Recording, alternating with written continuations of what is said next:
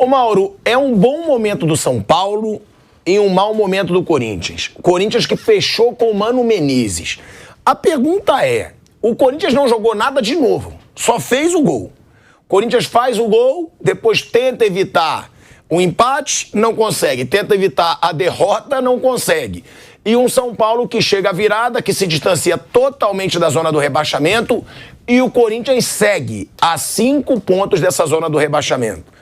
Agora, dá pra esperar que o Mano Menezes conserte alguma coisa, vendo o trabalho do Mano no Inter esse ano? Porque o ano passado foi um bom trabalho, levou o Inter ao vice-campeonato, fez uma boa pontuação, se eu não me engano, 74 pontos. Agora, o Inter desse ano foi uma tragédia com o Mano Menezes. Tudo bem que não tinha os reforços que tem agora. Mas não era time pra não chegar nem na final do Campeonato Gaúcho, jogando mal o Campeonato Gaúcho, jogando mal o Brasileirão. Dá pra esperar alguma coisa do Mano Menezes? E outra, você acha que o Mano era o objetivo ou eles demitiram o Luxemburgo acreditando que eles fossem convencer o Tite? Tipo, lavando as mãos, vamos demitir o Luxemburgo, que se o Tite fechar com o Flamengo, a gente deixa claro, a gente tentou. Ele que não quis. Porque tem isso também, né? Demitiram o Luxemburgo rápido e tentaram o Tite. Mas não conseguiram e aí fecharam com o Mano Menezes, lembrando que o Duílio disse que nunca o Mano Menezes seria contratado para ser treinador do Corinthians com ele como presidente. Nunca mais. E foi contratado. Bem, o que eles pensaram, sinceramente, não tenho a menor ideia, né? Até porque o Corinthians não se caracteriza muito bem por ter boas estratégias. Vai se fazendo aí, ver o que acontece. O Luxemburgo poderia ser campeão da Sul-Americana, tá? 2 jogos, ia montar uma retranca lá com Fortaleza, de repente arrumou um empate, ia para os pênaltis, poderia ganhar. Avançou já assim contra os Estudiantes, poderia acontecer. Pode acontecer com o Mano, que é outro técnico que monta times defensivos. Não funcionou contra o São Paulo, mas aí vai ter o time completo, é outra mobilização, é outra situação. É um jogo único, sabe lá o que vai acontecer no jogo que está em Maldonado, que poderá mudar para Montevidéu novamente se o Corinthians for à final. Essa é uma informação importante. O jogo está em Maldonado, lá no sul do Uruguai, né, lá onde joga o Deportivo Maldonado, perto de Punta del Este ali, mas se o Corinthians se classificar, a Conmebol já estuda a possibilidade de voltar para Montevidéu. Na sexta-feira eu recebi essa informação, de que nos bastidores eles já perceberam que se for Corinthians na final, pode haver uma demanda muito grande de torcedores que se desloquem para o Uruguai para acompanhar. O estádio lá é pequeno, comporta 25 mil pessoas, mas você tem que destinar uma carga de ingresso para o time, para cada uma das equipes. A LDU é muito longe, Quito, mas vai trazer ali alguns torcedores. Tem os torcedores locais, os convidados da Conmebol, um estádio mais acanhado, mais difícil de você receber um jogo desse porte, né? Então, pode voltar para Montevidéu, para o estádio Centenário, a priori, se porventura o Corinthians conseguir a classificação. Agora, eu acho que o Corinthians não é favorito contra Fortaleza é o favorito e não muda nada entre Mano e Vanderlei. Fosse um ou outro, acho que a chance é porque é futebol, o Corinthians tem alguns bons jogadores, já avançou de forma surpreendente até aqui, passando especialmente pelo Estudiantes sem merecer, sendo amassado e de forma inacreditável não perdeu aquele jogo por mais gols, só por 1-0. E a derrota de sábado é uma derrota absolutamente natural. Se deu uma emoçãozinha foi porque o São Paulo tomou um gol no começo. Com a torcida única, dificilmente o Corinthians ganha no Morumbi e o São Paulo nunca venceu em Itaquera, né? Então, é o que tem acontecido. Favoritismo sempre do mandante e as vitórias vão acontecendo, na maioria das vezes, do time que joga em casa, e foi mais uma vez o que ocorreu. Como saiu um gol no começo, aí deu uma sensação de dificuldade, que na verdade o Corinthians não colocou e nem o Mano pôde ficar na beira do campo, né? Depois que contrataram, descobriu que ele estava suspenso. E aí ele ficou de fora. Um negócio sensacional. Contratou o técnico, depois não está suspenso. Ele não vai poder treinar agora? Não, ele não pôde, ele estava suspenso. Mas pro contra o Fortaleza pode. Creio que sim. Cumpriu automático. Bom, tem essa situação aí, né, do Mano Menezes no Corinthians, e lembrando que tem um baita jejum também, que a gente fala de tabu, do São Paulo na Neoquímica Arena. Eu vou até pedir pro Kaique levantar, que tinha ontem na pauta, se eu não me engano, não ganha há 15 anos, não, 13 anos. O Corinthians não ganha desde 2010 do São Paulo no Morumbi em Campeonato Brasileiro. Ou seja, pelo Brasileirão, tem um baita jejum aí também do Corinthians no Morumbi. A gente fala de 13 anos. E é um Corinthians, né, Vanderlei Nogueira, que vive uma fase péssima contra os rivais. Flávio Prado também pode falar. Tem aí um retrospecto péssimo contra Palmeiras e São Paulo nos últimos anos. É um Corinthians que não tem nada pra gente apontar de positivo. Ele não joga bem, ele troca de treinador o tempo todo, ele tem um time caro que não converte em título, paga salário alto pra jogador que mal joga. É um Corinthians que tá numa fase péssima e que contrata um treinador agora, por 2 anos, tendo a oposição revoltada com isso. Porque o Augusto Melo, que é o candidato da oposição, ele diz: é óbvio que o Mano não seria a minha opção. E agora, se eu ganho a eleição agora no fim do ano, daqui a 3 meses, eu tenho um contrato de 2 anos com um cara que não tá no meu planejamento. Ou seja, é um Corinthians que continua uma bagunça dentro e fora de campo, né, Vanderlei? No caso da contratação, a gente falou aqui, você lembra disso, que qualquer tipo de contratação que invada uma nova gestão, você tem que ter cuidados, imagino, éticos, né? Inclusive com relação à política, ao caixa do clube. Tem 2 candidatos. Como é que poderia? Tem que demitir o treinador? Na cabeça deles, tem que demitir o treinador? Precisamos contratar outro. Nenhum técnico importante vai aceitar um contrato de 3, 4 meses. Vai querer um contrato mais estendido. Tudo isso a gente entende. Tem 2 candidatos, as eleições vão acontecer daqui a algumas semanas. O que é razoável? Razoável é chamar os 2 candidatos. Olha, estamos numa situação emergencial, vamos contratar um treinador rodado, não vai aceitar 2, 3 meses de contrato, vou ter que estender o contrato. O nome é este. Situação. Situação é óbvio que vai seguir o que pensa a atual gestão do clube. Oposição. Você concorda? Se você não concordar, vou falar para o público que a gente queria acertar com fulano, mas não podemos contratar, porque se você ganhar a eleição, você vai querer demiti-lo e vai ter que pagar um dinheiraço para mandá-lo embora. Isso tem que ter... A transparência é extremamente importante num ato como esse. Agora, você contrata até 2025, sabendo que daqui a algumas semanas teremos um novo presidente. Se for da situação, acho que não vai existir nenhuma restrição. Se for da oposição, já tem isso que o Asmar acabou de dizer. Não é o meu técnico. E eu estranho o professor Mano Menezes ter aceitado uma situação dessa, a não ser que ele tenha certeza absoluta que, gostem ou não gostem do trabalho dele, essa multa contratual é elevada e vai ser paga por quem demiti-lo, se considerar correta a decisão de demitir o treinador, porque foi contratado pela gestão anterior. Então, é isso, é uma situação muito confusa. E com relação à situação no futebol, o Corinthians não arranca suspiros faz muito tempo, todo mundo concorda, vários treinadores passaram por lá e não fizeram o time prosperar, o futebol prosperar, e agora vem mais um. Eu estava hoje conversando com uma pessoa que estava tentando buscar um ídolo para dar uma camisa para uma outra pessoa, camisa do Corinthians. Ele buscou e não saiu da camisa do Cássio. Recuou alguns meses no tempo, continuou com a camisa do Cássio. Recuou um pouquinho mais no tempo o Cássio. O Cássio vem segurando a barra do Corinthians já há um tempão. É o Corinthians, a segunda maior torcida do Brasil. Importante. E não encontrou um outro ídolo que pudesse fascinar o amigo dele recebendo a camisa. Para pensar. É verdade. É o Cássio. E faz tempo. Eu acho que isso é um reflexo do que a gente pode falar do Corinthians. Agora, o Duílio, ele respondeu à nota oficial do Augusto Melo, porque agora até isso tem, né? Vai ter política agora, vai ter eleição no Corinthians agora no fim do ano. Daqui a 2 meses, tem eleição no Corinthians. Vai o Duílio e contrata um treinador por 2 anos, 2 anos de contrato. E aí a gente lembra, 1 ano de contrato, o único treinador que ficou 1 ano no Corinthians, o último foi o Carille. Em 2017, foi o Carille. Em 1 ano, o Corinthians já teve 4. Nessa temporada, o Corinthians teve 4. Aí vai o Duílio e quer fazer um contrato de 2 anos com o Mano Menezes. Ou seja, a chance do Mano Menezes ficar 2 anos no Corinthians, ela é quase de 1%. Diante do que a gente vê, o retrospecto do Corinthians.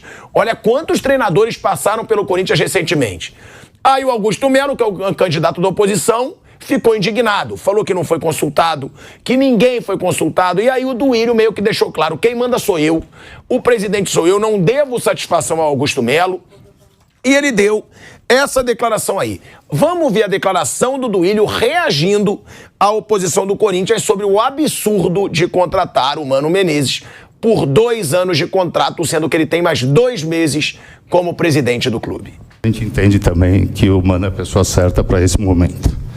Não só pelo momento atual, mas pensando também no futuro do Corinthians, numa reformulação ou montagem de elenco. Isso vai ficar muito para o próximo, mas a gente precisa começar antes. Você não pode, em janeiro do ano que vem, pensar no time que você vai ter. Então, por isso, o professor está aqui. E para finalizar, como eu coloquei de eleições, ontem nós vimos aí o senhor Augusto, candidato a candidato, fazer declarações, atrapalhar o Corinthians, porque nem registrar a candidatura ele registrou, falar do treinador que foi contratado, que vai dirigir o time que ele pretende presidir, mas também não é novidade, já fez isso com o Fábio Santos, há 3 dias atrás, né, depreciando o patrimônio do próprio clube, que ele pretende dirigir. Então a gente só tem a lamentar, e que, se ele for candidato e vencer a eleição, ele toma as atitudes dele. O presidente aqui sou eu até 31/12/2023. As atitudes, as responsabilidades, as obrigações são minhas. Eu assino, eu resolvo e eu que arco com as consequências, como é até hoje. Fiz um mandato de impopular, fazendo o que o Corinthians precisa, e vou seguir fazendo. Independente do que um candidato a candidato vai falar, não sei quem é ele para eu ter que consultar, né? Nem candidato oficial é. Então, e mesmo se fosse, também não consultaria. 2024 ele faz o que ele quiser, se ganhar a eleição e se for candidato. Então acho que era isso. E outra aqui, avisar o mercado, a vocês, empresários de atletas, que também está sendo feito propostas por aí para alguns dos jogadores, por essa chapa que pretende se candidatar. Então, que também não é o Corinthians falando. E propostas que está louco, que sem conhecer nada da situação do clube se faz, o clube quebraria aí no primeiro mês de gestão desse cidadão. Olha aí, quem é ele para eu consultar? O presidente sou eu até o fim do ano. É o Duílio atacando, a gente vai debater isso aí, a gente vai trazer isso pra mesa. Ô Mauro César Pereira, você já falou muita coisa aqui da diretoria do Corinthians, então é por isso que eu te pergunto primeiro. É um Duílio com muita atitude pro que ele vem fazendo no Corinthians, né, Mauro? Porque não tá fazendo nada. É disputa política, né? É disputa política. Mas ele pode estar com essa marra toda, o presidente sou eu, não devo satisfação a ninguém. Porque essa diretoria coleciona fracassos. Aí falou que o Augusto Melo quebraria o Corinthians em 1 mês. O que eles fizeram com o Corinthians? Foi muito diferente de quebrar o Corinthians? Não foi. É disputa política, vai ter chumbo trocado aí direto. Eu só acho que a oposição tem bons argumentos, porque realmente você contratar um técnico uma reta final de temporada com um contrato que vai até, não só esse ano, vai para o ano que vem, o outro. Então são 2 anos e alguns meses, né? 3 meses pelo menos, outubro, novembro, dezembro. É muito tempo, né? Com multa elevada, se mandar embora, essa coisa toda, porque se porventura a situação perder a eleição, o candidato de oposição ele fica amarrado a esse técnico, então ele já começa com uma multa para pagar. Não faz muito sentido, nenhum sentido. Seria mais lógico uma contratação por poucos meses e até, olha, se a gente ganhar a eleição, mano, a gente automaticamente renova seu contrato. Se porventura perdermos, eu não posso ter um contrato contigo se tem um outro presidente. O cara pode não querer você, querer outro técnico, ok? Se o Mano não aceitasse, porque buscasse o outro técnico que topasse uma situação assim.